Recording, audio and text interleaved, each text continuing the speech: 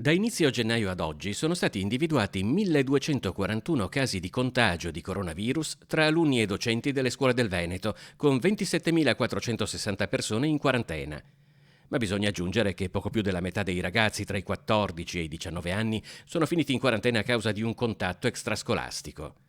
I dati sono stati diffusi dalla Direzione di Prevenzione Regionale alla sede della Protezione Civile di Marghera, assieme all'annuncio di un doppio progetto di monitoraggio unico in Italia, organizzato con l'Ufficio Scolastico Regionale, che da metà marzo coinvolgerà da un lato 15 scuole superiori sparse per la regione, dall'altro 7 scuole medie. E far sì che alcuni ragazzi e alcune comunità scolastiche si rendano protagoniste anche, no, di un progetto che le vede in prima persona, mettersi a servizio anche degli altri, con i dati che emergono, diciamo, da questi progetti, credo che sia molto importante e molto educativo.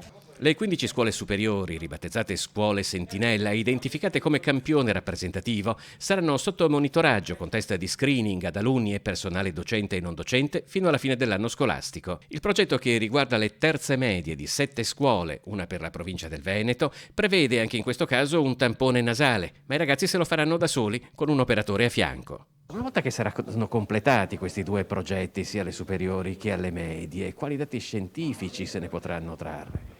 Per quanto riguarda il progetto delle rete delle scuole Sentinella, che coinvolge le scuole superiori, un dato di valutazione epidemiologica di circolazione virale in questi contesti, che potranno essere confrontati con la circolazione che avviene nella collettività, nella comunità.